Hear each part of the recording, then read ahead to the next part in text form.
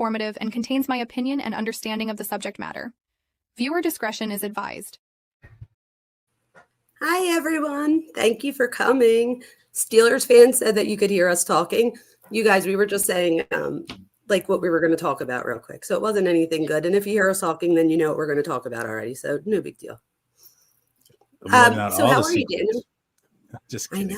I know. I'm doing good. Thank you for inviting me. This is the first time I've been just solely on your channel. Thank you for having me. You guys, I was so afraid that like 2 people would show up, and we already have 80 in here. So I've already like surpassed anything that I could ever imagine. And I want to cry. So thank you. Tacos, thank you. You guys are amazing. I don't even know how to react to people yet, Daniel. What were you going to say? Well, happy birthday. And I got a little thing. My burner account is also in the live chat and has made a comment. I want to see if you can figure out which one it shouldn't be that hard. It should be very easy. All right, hold on. Let's see. I don't know how far back to go. Oh, maybe I'll comment something a little bit later again. There you go, and I'll see which one it is. I'm sure it has something to do with football. Maybe. The Steeler fans. At least you know I know what I'm looking out for. So there you go. When you post something, I'll catch it then. I will. We'll see. Thank you so much. I love tacos. I appreciate you so much. Thank you for doing that. So one of the things that I wanted to talk to Daniel about. Oh, look. Thank you, Kel. I appreciate you. You guys, thank you so much for supporting the channel. You have no idea. Just hitting subscribe, it means so much to me. I can't even tell you. Thank you all for the birthday wishes. I don't know what I would do without you guys or Daniel or Steelers fan. So thank all of you, Nina, all of you. I can't even take it. One of the things I did want to talk to you about, do you know what yik yak is? I've heard of it. Isn't there like isn't that like a college thing? And I remember there's something to do with Bryan Kohberger. Wasn't he on it? So yes, I was like doing stuff for right before we came on. Thank you, Sarah. You're the best. I was doing stuff right before we came on, and what I found out is that he had a yik yak account. I'm like, how did I miss that?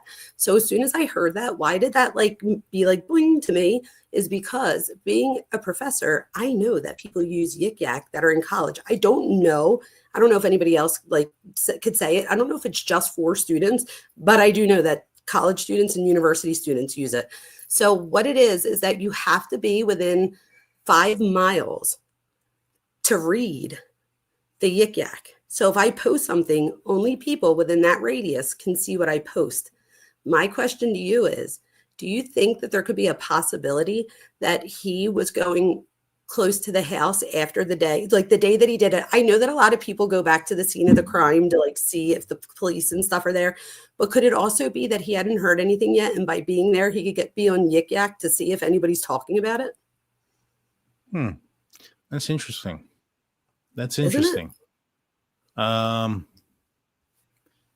think he went back. Said, yeah. I think that's a possibility. I think more so the reason he went back at 9 a.m. is because there was no news about what had happened. I think he did see Dylan or heard Dylan, and knew that there was people that were aware of his presence in the house when he left, which is one of the reasons why he left in the manner that he did at a high rate of speed, almost hitting something or someone, as Dateline indicated.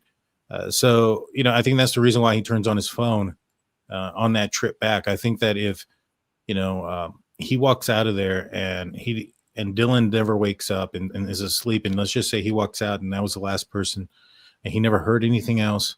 One, I think he's probably in that house a lot longer. I think he's staying there a lot longer. And 2, I don't think he's taking off in the same manner that he took off. And I don't think he's turning on his phone when he turned it on. I think all of those are all indications because somebody saw him. Now, he can't go in there and search Idaho murders on his phone before the murders happen.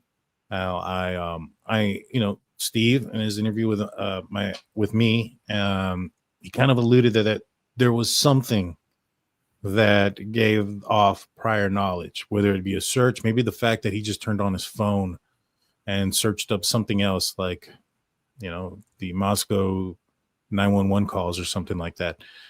Those type of things. Something made him search or do something that makes Steve think that there's some sort of prior knowledge there, or proof of prior knowledge. So to me, I think that his return more so at that time was more for that. I think that if he was going and he was trying to read things and get a scope of that, I think he would have been there longer than 15 minutes. Okay. No, I see that. And like I said before, most people that go back to the scene of the crime are there to see, like, if anybody called the police yet, things like that. I guess two things could be true at the same time. Like, he could have checked the Yik Yak just to see, like, when he didn't see that anybody was there. I'm sure, I don't know, but I'm sure that 8 hours later, especially if he knew that somebody saw him, I'm sure he was probably thinking, like, why isn't there anybody here yet? So it could be. Deb says that he was in the commons. So anyone posting on, I don't know how to say that, Ufofi or the King Roadhouse would show up on it, on Yik Yak. And Nina said that they did a search warrant for his Yik Yak, which means that he has an account, which I didn't realize that he had an account. Sarah says about Google Trends. We did look this up on Google Trends. And the day of the murders, the things that they said on 48 hours, we did on Google Trends, and they did come up right before, and they came up in Pullman, Washington, which was eerie because we were like, oh, who could that be? Speaking of that, real quick, I'm looking here. What do you think about Papa Rogers? I know I heard you saying that. I can't believe I didn't think to ask AI what they thought. I use AI often just for like everything. I love AI. So I can't believe I didn't think about like, why didn't I ask AI? But did you say that it was like 95% that AI thought that it was? Yeah, Chat GPT said that it was 95% positive that Bryan Kohberger was Papa Rogers, based on words that they used, questions that they asked, terminology, those type of things. They said that it was all very similar. Now, the only problem that I have with it is the fact that Bryan Kohberger was somebody that stayed up all night and did a lot of searches throughout the night and things like that. Not one of his, very few of his statements are after like 7 p.m. I think there's only one or two between 7 and 11, and then nothing after that. I think 10 something is the latest post he made. That was the one thing that I was like, maybe. I mean, the hours sound more older person. I see that, but could he have been like responding to other people, like when he saw it, almost like he wasn't waiting till later. Like if he saw it at 3 p.m., he just responded to it, type thing. And like, so in other words, could it be the people that were on it? That's when they were typing or posting or responding, and then he would feel the need to respond back in whatever way. I'm sure he did post himself, so that does make sense. So I would be curious to go back now and look to see what he posted or when he was responding to somebody else's post. Right. That's crazy, right? I mean, he definitely could. Go ahead. What? Sorry. Yeah. So I just think that. I think that that's where I'm at on that one. I think there's a good possibility it could be, because one of the things that kind of, I guess, bothered me a little bit about it is the fact that he called out certain things. He was argumentative. And then when Bryan Kohberger gets arrested and we find out that the knife sheath was left behind, this person disappears. It's not typical human nature behavior when they're that argumentative, when they've been fighting people, wanting to fight people, and they got an argument right. Usually you would expect that same person to gloat, to be like, hey, look, I was right. I'm smarter than all of you. Because that was kind of the temperature that person was giving off, was that I'm more intelligent than everybody. And even was saying, I'll fight you on these arguments, blah, blah, blah, blah, blah. And so I think it was Kohberger. I think it's possible. I think it's very possible. I don't know if we'll find out, mainly because it's irrelevant. No, it's not that it's irrelevant. It's that there was gaps in his phone history. And that was indicated in some of the documents that there were gaps. And so I wouldn't be surprised. Then again, I mean, I don't know. I mean, I'm not a computer tech guy. I can barely type. And so, I'm not sure how much people can go back, like on Facebook, because these are Facebook posts, but I don't know if they can find that off of his phone because of everything that he deleted, but I'm sure that they can go back through the Facebook and get a warrant through Facebook and probably get IP addresses or something. I'm sure that's possible. Yeah, I hope they did that. Yeah, and when we did the Google Trends too, I know at one point I was convinced, and I still am, but I remember I was like so convinced that I was like, you guys, I was like, as of this date at this time, I am putting out there that I 100%. And it was because we were doing the Google Trends and Papa Rogers wasn't pinging anywhere except for Pullman and Moscow. And then when we did even more, we did like Papa Rogers and Kohberger, it was coming up like in Pullman, and it was like way before people were even really into the whole Papa Rogers thing. So I feel like there's even evidence on Google Trends that can point to it saying that it might be him. Not that we know for sure, right? But I would love to know if we would ever find out. But you're saying no. That was one of my questions for you. Do you think we'll ever find out? I think that if it was him, we will find out in court. I would hope so. I would hope so. Jeff says, Daniel, Steve Gonzalez made a comment about the victims being covered by a blanket. Do you think that BK covered Xana with a blanket to make it look like she was sleeping, slowing the discovery of the horror? No, I don't think she was covered with a blanket. I think Ethan had a blanket. I think he was asleep. I think Xana was wearing all black and she fell down forward. Like based on what it was described to me, it seemed like the blood was underneath of her, and if she was stabbed in the front, then she would have fallen down on her front and laid on her side, like, and it wouldn't have puddled out. Maybe, but you also have to factor in what is the angle of the victim or the witnesses. How far are they when they can see? Because it was down the hall, and so I don't know why they didn't see anything. There's a good chance that the floorboard, maybe blood soaked into the floorboards and in between the floor. I couldn't tell you, but from what it sounded like, what Steve had told me from that interview was that Xana was wearing all black, and some of the victims had a blanket. I don't think Xana had a blanket. I think that would have been considered staged, and I think that would have been something that we would have seen in the PCA, that the perpetrator staged the scene if they would have covered a blanket with her or put a blanket on her. I think that the scene was relatively left. I think there was some cleanup possibly done. I think that's what we have heard from the defense, saying that somebody tried to clean up something. I don't know how accurate that is. I take anything that the defense says with a grain of salt. Yeah, right. But the defense had mentioned something about a cleanup and so, or some sort of the start of a cleanup, which sounds to me like the person was interrupted, if they didn't finish cleaning up, which means somebody yelling, somebody saying to shut up, which was something that was reported early on, kind of jives with that. If he's in the middle of doing something and somebody yells out, shut up, and they don't hear it, because they're focusing in on whatever it is that they're doing, they may have heard somebody yell, but not aware of what they yelled. He still hasn't even checked the first floor. He's probably like, all right, I got to get out of here, because who else? There could be a few people away. Cops could be on their way. And that's why he's taking off like a bat out of hell out of there.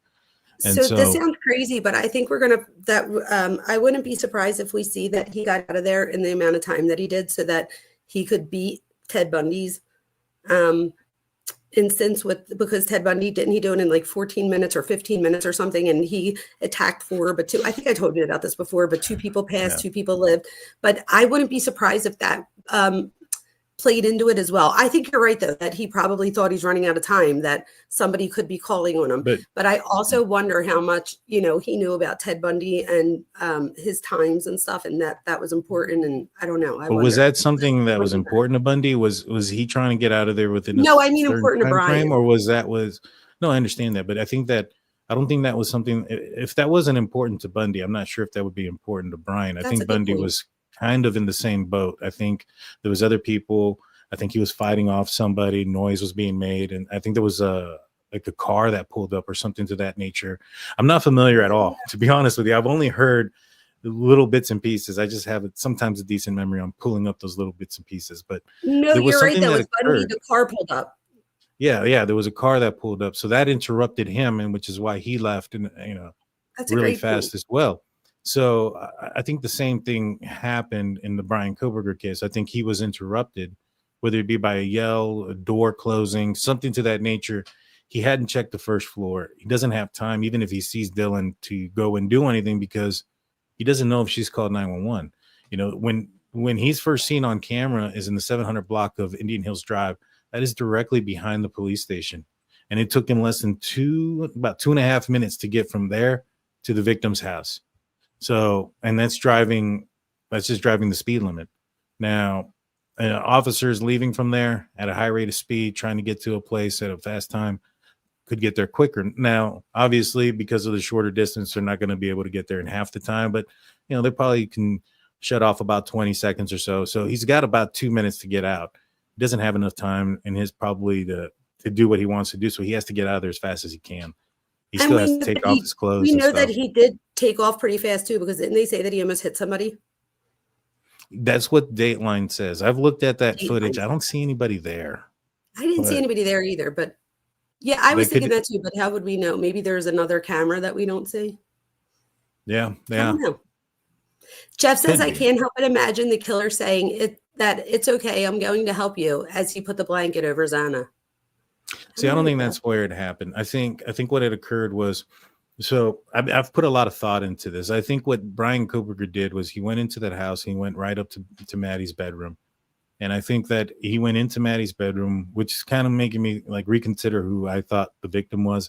At one point, I thought it may have been Kaylee, but I no longer think that. I think that it was Maddie. He went into Maddie's room. He saw both of them there. I think he went into Kaylee's room next, and when he opened the door, Murphy ran out right by him, ran down the stairs, and so he stays upstairs, right? Because the dog ran down.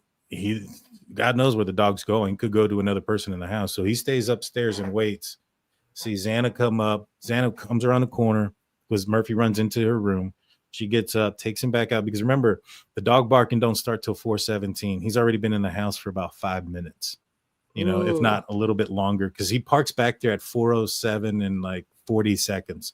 So let's just say he's in the house at 4:09. So at 4:17, I mean, that's 8 minutes already has gone by. And that's when the disturbance starts in Xana's room.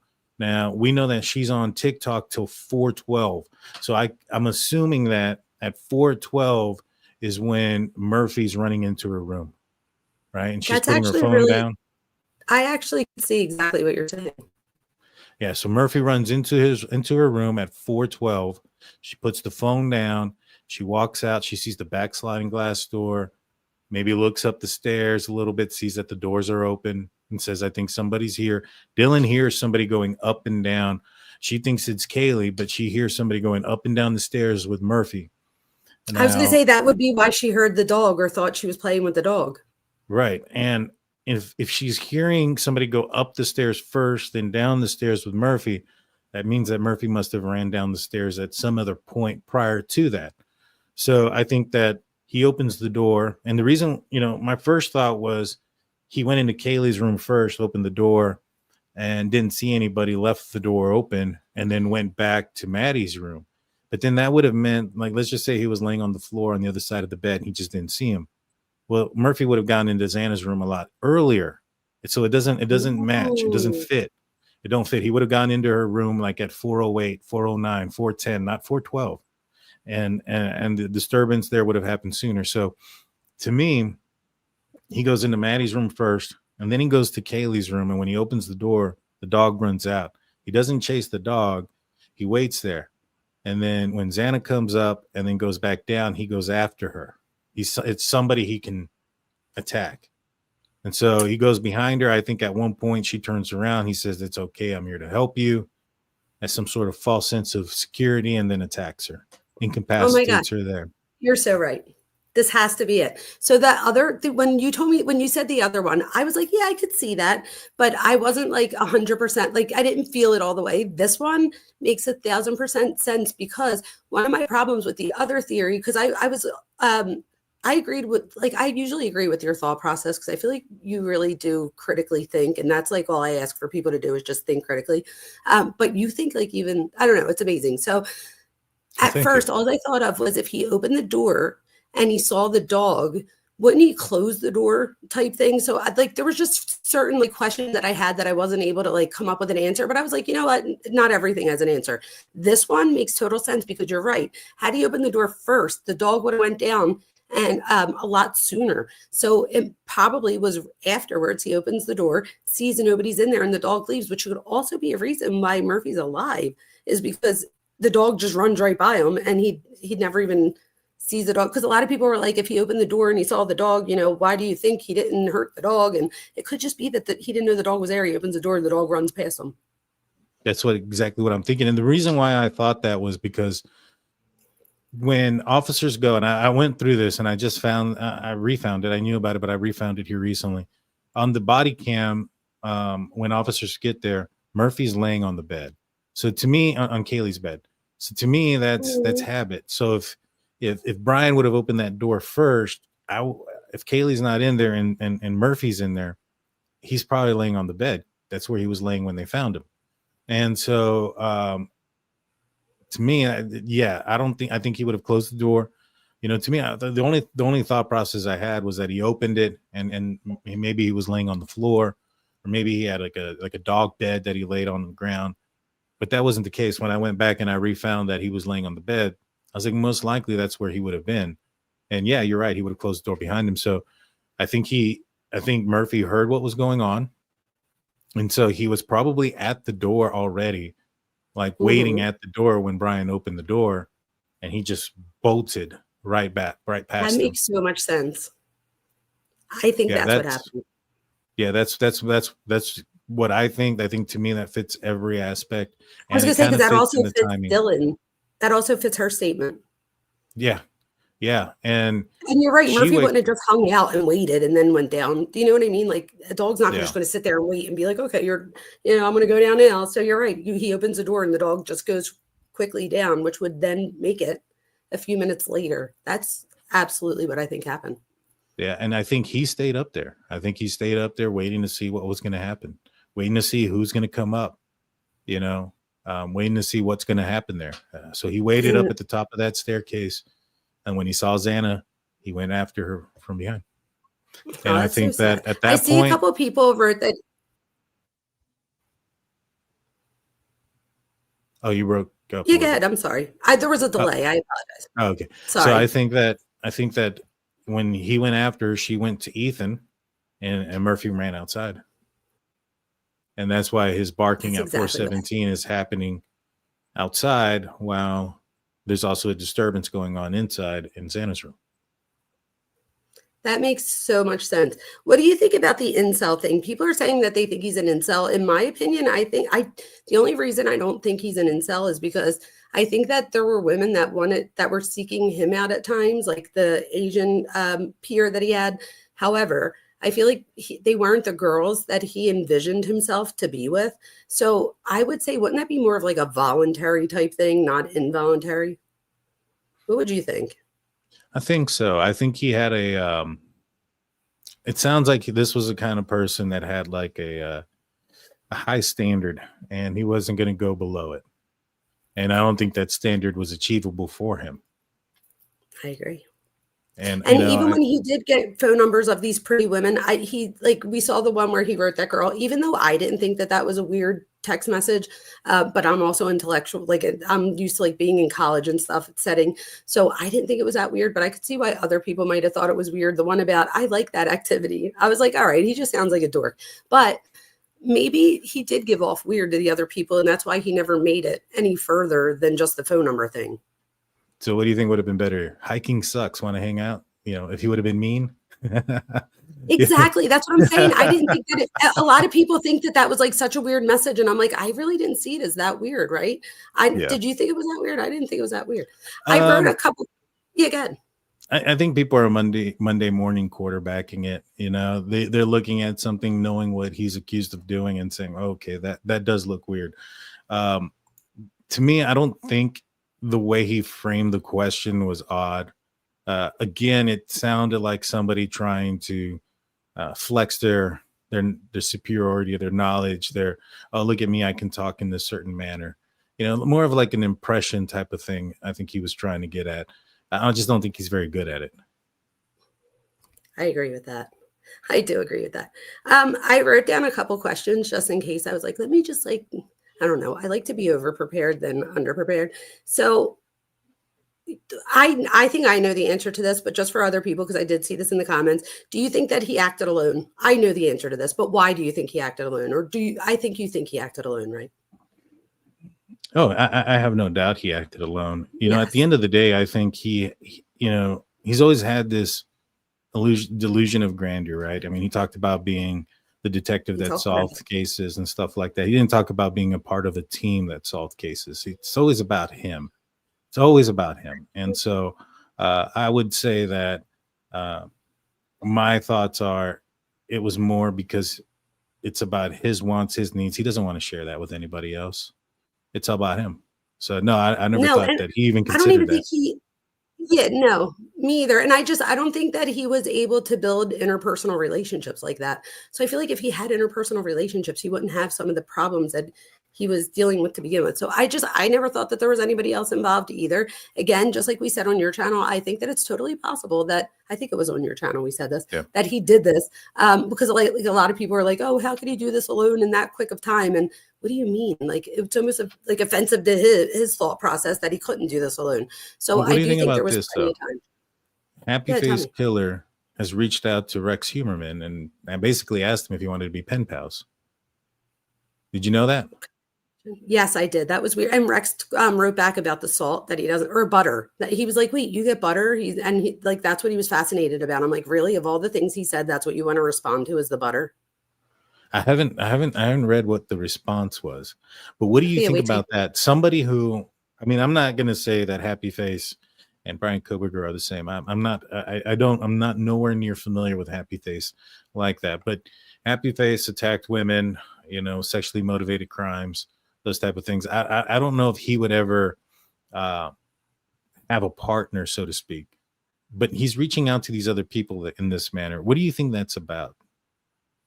So think about it, right? I don't know the happy face killer story as much as I probably should, so I will do more research. But if you're just thinking this in like a general sense, it's Mhm. almost like he might want to. And again, this is just like my thought process. He might want to like this is his way of putting his name back out there again. So it's almost like Yeah. if you forgot about me, here I am. Like don't forget about the happy face killer.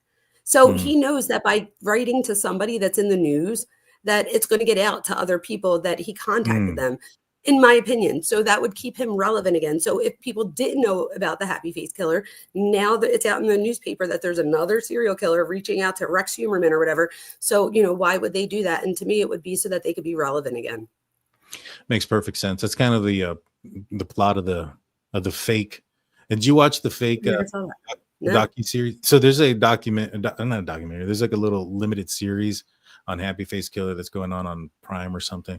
It's all fake. It's all fake. But in it, he cops to another murder that somebody else committed, and it was all just so he can get the attention of his daughter. It was all fake, though. It's all fake. He never copped to it. That murder never existed. None of those things. But basically, But it there was are all people to that be do that relevant though. again. Yes, yes, but it was Yeah, all to and be there are relevant. people that do that. Yes, to be relevant. That's exactly right. That's what I think. If he does reach out, I would think it would be to keep him in the spotlight. I wonder if Bryan Kohberger would bite, like where Rex wrote back, and I can't believe he bitches about the butter. You literally have to look it up. It's like ridiculous. I wonder if Bryan would know not to write back, especially before he ever has a trial. So I don't know. That would be interesting Hmm. though to find out. I You know know what I mean? that Detective Maines reached out to him. Detective Maines from Unsolved No More. He actually did a video on Ted Bundy that Bryan Kohberger watched, and Detective Maines reached out to him asking him like, "What made me somebody you wanted to watch?" And at the time that he talked about it, Kohberger hadn't responded. That's interesting, right? That is interesting. But that also, I wonder if he also doesn't respond because in that sense, he sees that other person as feeling important that like he watched them. Because again, you have to remember this is with an inflated sense of self. Kohlberger even says at 14 or whenever he's on Tapatalk that he has delusions of grandeur. So he tells us. So it's not even, we're not even jumping to conclusions. He says that he has delusions of grandeur. So I wonder how much that plays into it as well. I don't know. Mm. I have a good question for you here. Ready? So I wrote, if you were on the original scene, what would be the first question you would ask the surviving roommates? Like, what do you think is the most important? And I'm just asking as like an ex-cop, like what would have been most important in that moment to ask them? You know, if I was detective and I'm arriving on scene, well, let's paint the picture. So Dylan and Bethany probably were transported to the Moscow police station. So this is probably happening there. You know, the first thing I'm going to ask is, let's start from the beginning. You know, what happened last night? Where were you? What were you guys doing? When did you guys get home? What did you hear? You know, from what I understand, that entire somebody was in the house, somebody with a mask, all that happened day one. Like there was, I am 100% confident that that information was out there day one. I've been saying that for a while. The documents allude to that, that Dylan told them that she saw somebody. I mean, even the 911 call is like, all I was right, going at to say 4 the a.m., we 911 saw calls someone. she tries. Yeah. Yeah, she's She trying to tries to tell tell the them. story. So, you know, she's very eager about that time frame. So while it's extremely fresh, you're probably going to want to try to get as much detail out of there. Now, you got to you got to handle her with like kid gloves, because she's just gone through something traumatic and very serious. So you don't want to push her, close her down at the same time. And so those type of conversations are conversations that would happen over time.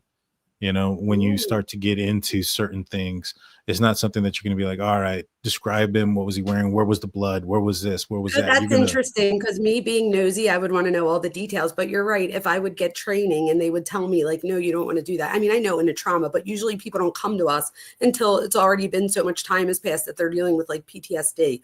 So that's interesting. That makes total sense. You wouldn't want to overwhelm them. But at the same time, right. how long would you wait? Because wouldn't you want to get the information as fresh as you could? Right. Yeah. So, of course. So you got to handle it with kid gloves. You can't go at them like super hard. There's other ways of getting the information out. Now, you also want to make sure that they're not involved. And so the first thing that you're going to want to do is ask them some questions and see if they're going to agree with certain things that a person that was involved probably wouldn't. Like, can we get your DNA? Can we get your phone? I'm going to download your phone. I'm going to do this. I'm going to do that, and all these things. And as long as they're being in agreement and stuff, that kind of gives you, all right, either they're very not intelligent and they're going to get busted because they gave us all this information, or they really have nothing to do with this. And you can probably also tell in the shock and the trauma that they're going through that that's real. You can tell when that's real. And sometimes you may not be able to tell if it's fake. You know, you may question it sometimes, but when it's real, when it's really real, you know it's real.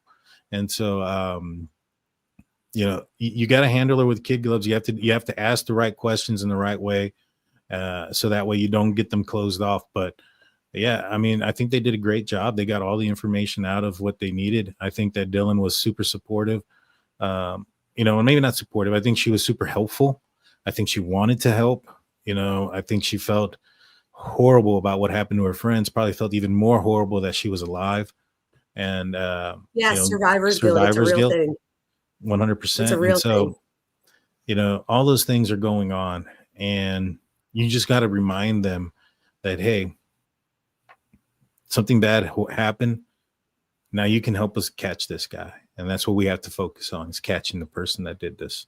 And you keep them focused Yeah, on right. that. And So and is it the eventually, detectives?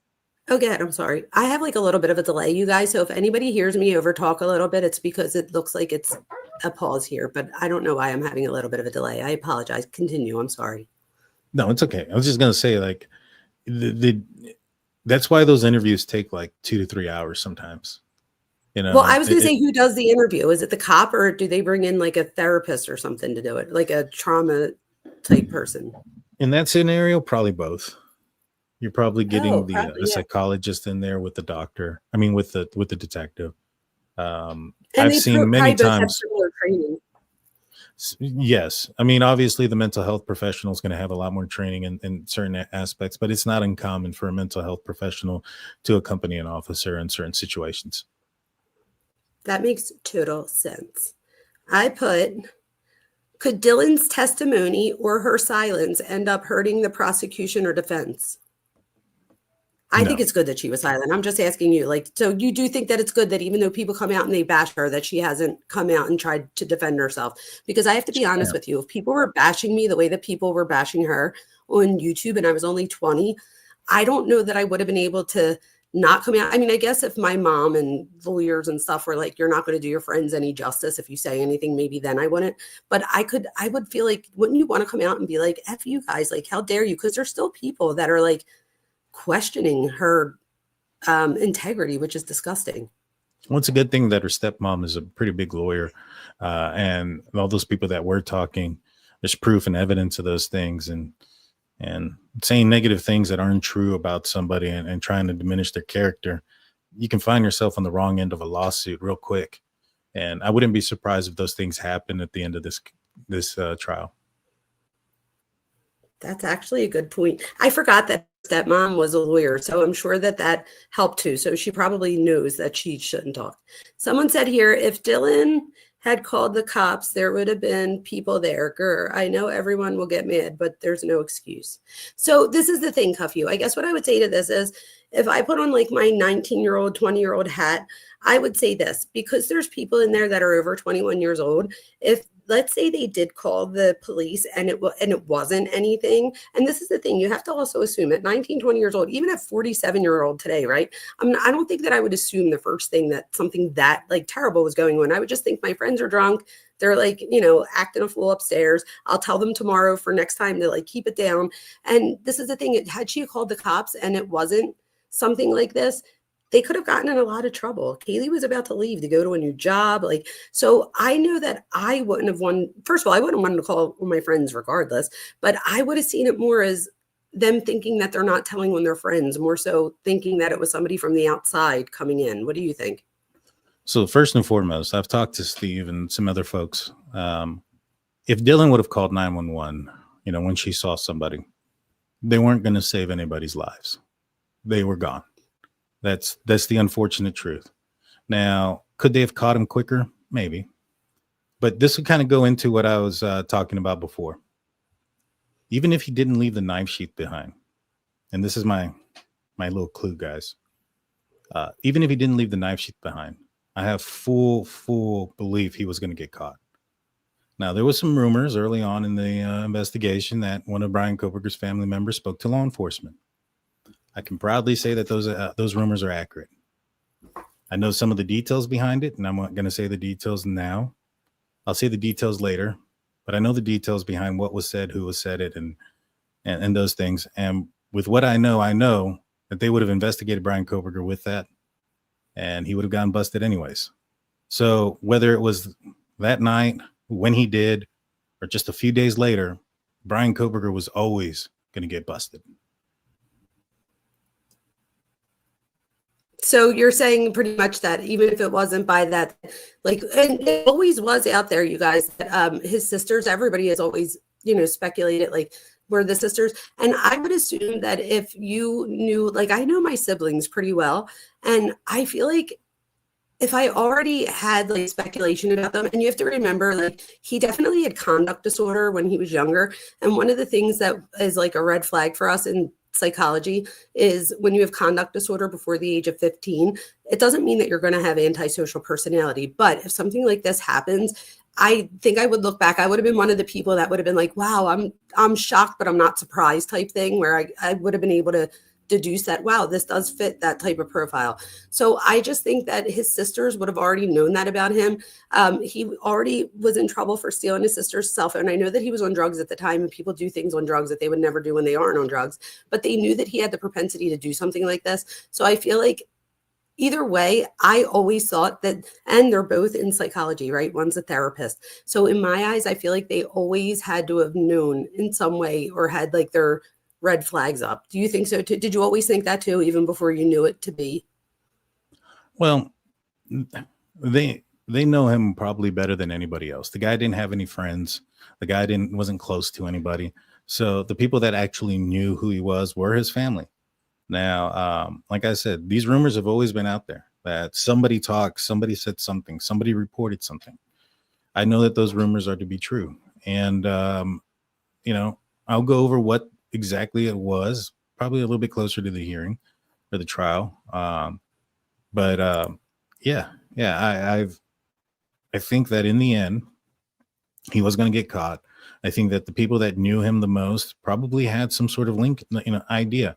Bryan, according to the Dateline, he called his family that morning multiple times and talked to them for multiple hours. If that was something that wasn't common, that was out of the blue, you don't think that's going to stick to them when all of a sudden there's murders that are happening? Like, hey, man, my son called me super early that day. And then the Bolo comes out and it's a similar card as his. You don't think that's going to start to make people think? Yeah, and even if they weren't positive, I could see them starting to like ask each other, like, you don't like, do you think it could have been Bryan type thing? So I do think that this was always something that I, at least, I'm not surprised if we do, or whatever we find out from that, because I would assume that just being in psychology themselves, that if my brother, had the background he did and something like this happened and his car was like the one, I lived with my mom at almost 30, and this was like his first time on his own. I think that plays a role in it too. So my thing is like, why didn't he ever? And again, there's probably plenty of people in here that are almost 30 that live at home. So I'm not saying anything about that. I'm saying there are a lot of people that live at home might not be in a position to move out. I feel like for him, he just stayed at home. That to me is a little bit different. Like, I feel like he wasn't moving, like failure to launch almost. Right. Does that make sense? Kind of. So, yeah, I mean, he talked about when somebody else had, remember that, what was it, the Quora thing that we read, that somebody was talking about, should I stay with my parents? Oh yeah, and he said to save money. To save money, that it was the smarter thing to do because of saving money. Do you think that was an aspect? Is because his mommy paid all his bills and stuff, paid his car payment, his insurance, his phone bill? Yes, because he gave that opinion on Quora, you guys. So I walk that back a little bit. I do think that that's why he stayed there. I think, but I also think that his parents made it easy for him to do that, because my daughter, right, she's a senior in college and she did the dorm for a year and then she had an apartment for 2 years. She's home now to save money for the last year. But I feel like, I don't know that everybody's thinking of saving money and not moving out. So I wonder how much of a thought that really played, and could it have been like COVID and stuff like that? Like, I'm sure there's a lot of things that played a role in that. But I wonder if him moving out had put any extra stress on him or gave him more freedoms maybe that he didn't have before. I don't know that we'll ever know though. I don't know. Space Junkie says that asked Jeff if they thought that there was a rug in Xana's room. If so, and she fell on it, dressed in black, maybe her injuries couldn't be so easily seen. That would be a great point. If there is a rug in Xana's room, that would make a lot of sense as to why you might not have seen a pool of blood. Because I'm just thinking, and I'm like, how couldn't they have seen a pool of blood? But that would make sense if she falls on a rug, right? I think there is a rug. Wasn't there a picture floating around? Rug, yeah. There's a picture floating around with them sitting on the floor, and you can see. I think everybody was focusing in on the chair because Dayline had just said that they believe that Bryan Kohberger sat in the chair. That there was an impression of that. Somebody else asked if we know that if there was running water in the bathroom. Do you know of that? I don't know. I didn't know if that was like in a court document, and I just didn't. That's the first time I've ever heard that. Yeah. So, I think because they said there was cleanup. So I don't know if maybe that's what that was in reference to with the cleanup. But cleanup could have also been, in the room. But how much cleanup did he do if he left his butt print on the seat?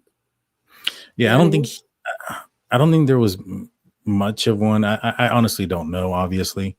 But that's what the defense said, that there was some sort of sign of a cleanup. I don't know. I don't know, but. Yeah, I agree. Do you think, what do you think about, I'm sorry, I really have a delay. I am so sorry. I'm not trying to be rude and interrupt you. I swear. No, it's okay. All I was saying is I'm seeing a lot of folks saying that Dylan heard water running. I thought, I don't remember reading that. I'd have to go back and look. Now I'm going to go back and search. You guys have made my night. Yeah, somebody emailed Daniel if you see it with like the highlight. So there you go. I think they were attacked in a way that was sneaky and none of them had time to scream. Oh, that's the other thing. So what do you think about the screaming thing? And thank you for all the birthday wishes, you guys.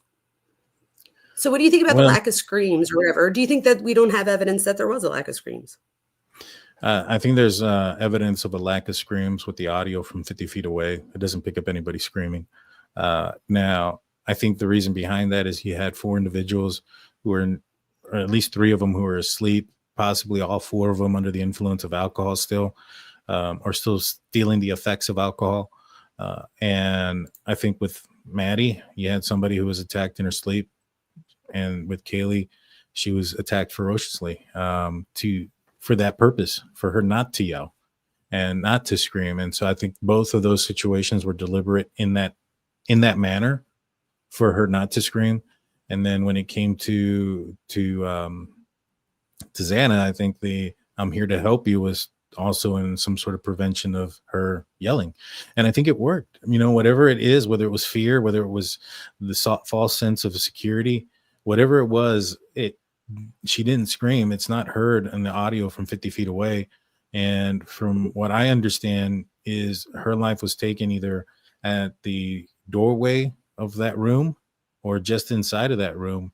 Ethan was in that room, and it doesn't sound like he ever woke up. I know I think they said her feet were like at the door, and then her head was towards like the wall. So she was laying that way. That is so sad to think, right? That because I could see, again, I teach about like conformity and stuff like that, and about like there's studies where just if you have on a white lab coat and you tell people to do stuff, they do it. And when you ask them why, they say because the person in the white, they thought that they were like authority. So I can almost see, even if it wasn't an authority figure, but I could see that somebody coming in and saying, "It's okay, I'm here to help." I think that might have even that would have calmed me down, I'm sure. Because again, I think we have to keep in mind that I don't think anybody thought that this was even a possibility. Right? Like, how many times do you think that this is like you might think something like, "Oh, my friends," that's why Dylan yells out and says things like, "Shut up, I'm trying to sleep." Like, if not, she would have called 911 had she thought it was something bigger. So I feel like we do have to keep in mind that these are younger, even if they were older, that this is probably not the first thing that people think when they hear something, right? What do you mean? Run that by me one more time. I think so. What do you mean? So, like, in other words, like being younger and stuff, like, I don't think that this was like, if you heard noises in your house, you might go check it out, but do you automatically think that there's a guy in your house and he just slaughtered everybody else? Like, I don't think that was even a possibility in their head. I think there was a lot of sounds that you would have expected to hear that weren't there, which made more confusion. Like, for instance, like we said, there wasn't any screaming. There's no sounds of, you hear a thud. To me, the thud sounds more like somebody jumping on a bed and the bed sliding on hardwood floor than a thud, like if somebody fell on the ground. But it's very much plausible that it was. But you don't hear screaming, you don't hear kicking, you don't hear yelling, you don't hear anybody fighting for their lives. Those are the things that Dylan and Bethany aren't hearing also. And so I think that if they're not hearing those noises and they're just seeing somebody coming and going, yeah, it's frightening. Somebody may have been in there, somebody may have, or it could have been somebody invited somebody in. Now, why they're wearing that type of mask, I don't know. I mean, Dylan said that she had dreams and nightmares. She also listened to true crime podcasts at night, and that would give her nightmares and things of that nature. And she wasn't, not sure if she was dreaming or awake. The lack of screams might have caused a lot of that confusion too. Yeah, I think so. And I think that it's funny you say that. So anybody, when we hang up in a couple of minutes, nobody go right to bed. Go like watch something happy first so that you don't have nightmares in the middle of the night, because I don't want to be associated with your nightmares. How about that one? Spencer says that they think that it's still Kaylee that was the target because she posted on social media. She was back in town. We know from Kaylee's sister, Bryan was following her on Instagram. Do we know that from Kaylee's sister? I'm asking. I don't know. We do know that he was following Kaylee, Xana, and Maddie on Instagram. Now, when did he start following them is a good question. I don't know. I know that the Shadow Dragon program says that he was at one time following them. Now, the problem with that is that Bryan Kohberger starts deleting things on his phone, doing the forensic stuff with his computer on the 11th of November. That photo where Kaylee is saying, let me look it up real quick, because I could have swore that was the 12th of November, but let me look it up real fast. Shouldn't take me but a second. What is it? Like Kaylee I'm back. I don't know if I just went out for a second. My computer sucks. So yeah, I'm looking at it right now. I can hear you. Can you hear me? Okay, good. Yes. I thought I went out for a second. No problem. So that photo that Kaylee posts where she says, one lucky girl to be surrounded by these people is on November 12th. That's the next day. That's the day of the murders. So that night is when the murders happen. And it's just because it's after midnight, it's considered November 13th. So I would say yes if that was posted on the 11th, because that's the day that Bryan Kohberger is doing all these things. Now, what do we know that Kaylee did on the 11th? We knew that she purchased the Range Rover. Now, maybe she posted something on Snapchat saying, I got something to show you guys tomorrow when I come into town, or, I got a surprise for you. Maybe something was on Snapface or something of that nature. Maybe it was there, but it's not on Instagram. Maybe it was a story. I think stories kind of leave after so much time. So there's that possibility. She said something in a story that would have given him the idea that she was coming back. But if police, and I'm sure that they did this, they looked at that evidence and said, all right, something obviously happened either November 10th or just before he started forensically deleting things on November 11th, that put the plan in go, that set it off, saying, all right, this is going to happen. What happened? What did they post? If you're a family member of one of these victims, I would strongly suggest looking at their phone records, where they were on those days, because I think that way you can kind of maybe perhaps figure out a little bit of maybe perhaps where it is that they came in contact with each other, where Bryan Kohberger may have been following them from, those type of things. If you find something that they posted something somewhere on that day, then that might be where he's been watching them from. Yeah, and Nina points out how the 11/26, how they just got the Ring cameras because of that break-in. So thank God they got that, right? Because isn't that the camera that was 50 feet away? What's that? My The daughter Ring called. camera that was okay. Oh, that's okay. We're gonna hang up in a few minutes anyway. No, I think my fine, kids are here too, fine. and I think they made me a cake, you guys. I'm afraid to, if I'm not on again in a couple of days, I got sick. No, I'm just kidding. If they're listening, I'm kidding. I don't think I'm gonna get sick from your cake. Rick said, so it was just about Nina saying how they put the Ring camera there because of that break-in. So that is a good thing. Rick says, why didn't anyone check on or shout the two girls on the top floor to tell 911, please send more ambulances because people might have been hurt? I think we answered that. I might be a few minutes behind. I think we answered that.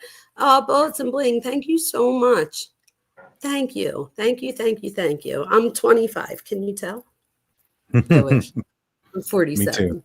Me too. It's only a number. It's only a number, though. Thank you so much, Bullet and Bling. Thank you so much for supporting my channel. So sad. Yes, all of it is so sad. Let's see. We have a couple more, and then I will let you go. If I missed anybody, I apologize. Let's see. So we have, I sent Corner Club to Daniel on Discord. So Daniel, Nina sent Corner Club to you on Discord. Xana standing in the window waiting on DoorDash. Oh, do you think BK saw her? So if that's true that Xana was the one standing in the window, do you think BK saw her? I would say yes. I would think so. Depends though. Depends on which direction he was coming from. So if he's coming from like the apartment complex, coming this direction towards you, that might be the angle of where he's at might be kind of hard if because it's on the opposite end of the house. It's like on the far end. And so she may have walked out of that window by the time he got into where he would have been able to see her. But that's an interesting question, because now that I think about it, I'd probably lean towards no, because if he saw somebody in there, it's kind of real ballsy to go in there right afterwards. Now yes. I get that the difference would be like, somebody still turned off the light, so somebody was still awake. But to see somebody standing there, it's like this, right? Like if you just saw a light on in a bedroom and then turned off, it's 4:00 in the morning. One can deduce that they're probably laying in bed and they're now turning it off to go to sleep. They're not thinking that they're turning the light off because they're going downstairs to get a meal and they're going to be up for a little bit longer. Now, if they're going downstairs to get a meal and get up to get a little bit longer, if they see somebody standing there, they're obviously not laying in bed. So it's going to be a little bit longer before they fall asleep versus somebody turning it off while they're in bed. So I don't think he saw her. I don't think he saw her. I didn't think he saw her only because I think that he was hyper focused in on like whatever he was looking at. And for me, that might have been the upstairs floors. I'm not sure. Real quick. So Dynamite, thank you so much. I appreciate you. You have no idea. Let me see. I'm going to wrap this up. I I just want to got make sure that I that didn't. photo. I want to pull it up. Oh, you have a photo. I didn't know if Yeah, you were getting like you know, messages from your kid. I didn't want to. no. My daughter's cool. She's like, I just wanted to talk to you. Call me when you're done. I was like, all right. Oh, that's so cute. Yeah, she Wait, just so moved. wait, what do you have a picture? Of the corner club. This is your older kid, right? You have two older Yeah, kids I and a have younger two one. older ones. Yeah, and then I got my baby. That's Yes, amazing. I started all the way over. I was gonna say you're crazy for doing that all over again. But it's Oh, not. But then you get your kid and you're like, I would do it all over again. But I just mean like in the process of finding out that you're having another baby, I would have died for a moment. I would have gotten over it, but I would have been like, what? But it's amazing because she seems like an awesome kid. Someone says, I don't understand. No concern to alert 911 to send more ambulance. Oh, I think again, I don't know. Again, like you were saying, Steve even said that even if they did send an ambulance, unfortunately, it was so horrific that nobody was making it anyway. I don't think they were So alive by the time he exited the house. I think they were already deceased. That so do quick. I. Arteries that were struck don't take very long. I do have the picture here if you want to bring it up. Yeah. I think you could hit share on your end, can't you? Or present. You have to bring it to the stage. Oh, duh. It's right there. Sorry, straight A stupid. So you have Maddie and Xana. I mean Maddie and Kaylee here, and they're with Jack. You know what's crazy, man? I broke this down, right? Oh, here's Hoodie Guy. Hoodie Guy's over here with Adam. Adam's right here, actually. This guy right here in the far right, that's Adam. This guy right here is Jack Showalter. That's Hoodie Guy. That's Hoodie Guy, and there's Jack Decor and the two girls. Like I said, throughout the entire night, they had his attention. The girls Jack was talking with them, and Hoodie Guy was over here talking with Adam, which is a friend of Jack Decor's. They're all friends here. Even I wouldn't be surprised if Jack Showalter and Jack Decor are actually friends too. So they're not together. So them walking home together, we can deduce that they probably know each other. And that he is probably most likely one of the three people. I think all three people that they were saying were the alternate perpetrators outside of the Winco guy. So there was four. There's the Winco guy and then three others that lived within walking distance, that had some interaction with the victims throughout the night and had a layout of the house. I think there were these three men. Adam in the far right, yeah, Showalter, and then Jack Decor. I think so too. And I think that we could deduce that they know him because I feel like they look so comfortable even walking with him. And the way that they're talking, they're like, so what'd you tell? Like, I feel like they were talking as if they were just talking to somebody that they knew. So I never thought that, I know other people thought that they didn't know, but I could see why you would think that they would all know each other. We also have to remember too, this is like a snapshot in time. 20 minutes before, they could have all been talking to each other at the same, table or whatever. So, you know what I mean? So I think that it's safe to say, and they probably have been to this bar more than once. Nina says, anyone think it's weird that he showed up close to nightfall on a hiking trail after the girls told him about her hiking group? Wait, let me say that again. Anyone think it's weird he showed up close to nightfall? Let me put it up so you can see it too. On a hiking trail after the girl told him about her hiking group. Oh, the girl from the pool party. Oh, he goes hiking. So she never calls him back. So I think what Nina's saying is, do you think it's weird? Oh my gosh, Nina, I never even thought about that. So remember that whole hiking thing where he got like locked in or whatever because he was taking too long. So she's saying, could he have gone to that happened in hiking Pennsylvania. Trip? Oh, there you go. That's our answer then. That would be weird. No, Nina, but right? but the Dateline says that the DJ guy was walking out of the trail at night because it was getting close to dark, and that Bryan Kohberger was going in there. And so what Nina, I think, is trying to say is that this lady said that she goes hiking in this places, and he starts showing up there. Oh, yeah, that's strange, right? Yeah, kind of like as if he wanted to run into her by happenstance. And I wonder when he ran into like the the DJ and stuff. Oh, I'm sure that was just, but they said he was walking up and that it was like nightfall and everybody else was walking down. So they thought that that was even strange. So that's crazy, right? So Daniel, why would he go to Kaylee's room after he already killed both her and Maddie? That's a question for you. Well, I don't think he knew that the person that was in Maddie's bedroom was Kaylee. You know, it was dark. Yeah, he attacked her pretty ferociously. According to Steve, the blows to her face would have killed her. So I would say that probably would have made her unrecognizable. You know, so I don't think he knew. I think he checked the door to see if anybody else was in there. Yeah, because that could have been anybody. I mean, that could have been Dylan. That could have been Bethany. That could have been somebody else. The Ashland couch lady. That could have been any of her friends in that room. It doesn't necessarily mean that the person that's up there in that bedroom with her is the person that's supposed to be in the next bedroom.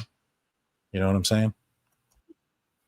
Yes, I hear that. Wait, Truth, thank you so much. Truth gifted 5 memberships. If anybody got them, please hopefully say thank you to Truth. Truth, thank you so much. I appreciate you greatly. That was amazing.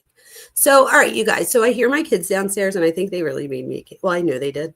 So hopefully I don't die when I eat this cake. I hope I didn't miss What's your favorite cake? Ice cream cake. Oh, wait. Oh, man, I just had ice cream cake. You did? I love ice cream cake. It's so good. Yeah, me too. I even like when you make it. My kids will like get Oreos and they like smash it with butter and put them in the middle. I'm like, okay, it sounds good to me. Thank you so much. I'm more in an opinion. I don't know why, but I've been craving an ice cream cake for a while. And I just had an Oreo ice cream cake like 2 days ago. It was great. I love me ice cream cake. So hopefully they went to the store and bought it and they decided not to make it. But when I was coming up here, they had like all kinds of supplies out. I was like, oh no. I'll let you know next time if it was good. But yeah, so I don't want to, I apologize if I missed anybody's question. I'm just going through just to see anything. So, did you figure out which one my burner was? I think I put in here. Did I figure out what? I didn't figure it out. Wait, hold on. Thank you, Niece Burns. Hold on. Let me say. It's going to be something messed up. I know it. It is. Don't say it out loud. This is just for the. I will know it. I know I will. How far? I don't know how far back I am. Is it close to the bottom at least?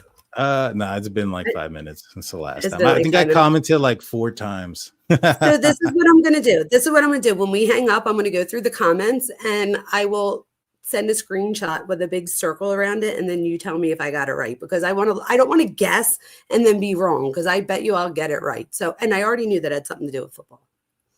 I'm sure it does. You know, maybe not. So the picture that I put on there is of somebody who's wearing a football related outfit. However, because the circle's so small, you can't tell. Is that I didn't notice that. I didn't notice that until I typed it and I looked and I was like, oh man, you can't even tell that they're wearing a football thing. But see, when you told me to guess which one it was, I immediately said there's something football related. So at least you know that I pay attention. Well, yeah. I'll leave it to myself. If you do text find me it, whatever you're not saying out loud. Yeah. No, it's not that. It's because like I have friends that read questions and it's football related stuff. Like I started talking about podcasts for football. And so some of my podcast friends will be answering questions. And so I'll go in through my burner account and the name is kind of like Seymour Butts. And so I'll get them to say something stupid. I get them to say something stupid. And then it's not Seymour Butts, but it's something like that. I'm going to find it. Don't worry, Daniel. Well, I hope you do. I'll definitely figure out which one. Thank you so much for having me on. I appreciate it. It was a lot of fun. And you guys, I have to tell you, I have been putting this off for since I started YouTube at the end of March. So I've been putting off having Daniel on because I would have like nightmares that like nobody showed up, not even my mod, nothing, like no one. So the fact that I have almost 300 people in here at one point is absolutely amazing. I thank you so much. I take none of you for granted. I appreciate all of you. And I hope that this is the beginning of something great. I don't want to cry. I get all emotional. I think you're doing great. I think you're doing great. I think your channel is going to go to good places. I hope so. I just want to help people. That's all. That's all that Hey, counts. thank you so much. Thank you so much for coming on, Daniel. Thank you so much for Steelers fan for not minding that you give me your time as well. I know it takes away from her time, so I appreciate both of you. I appreciate all of you. Thank you. Thank you to my mods. Thank you for everybody that showed up. I'm going to go have the rest of my birthday with my kids. I love you guys, and I will see you next time. Thank you, Daniel. Thank you. Bye, you guys. Please like, subscribe, and share if you enjoyed this so that I can continue to bring you content. Thank you so much.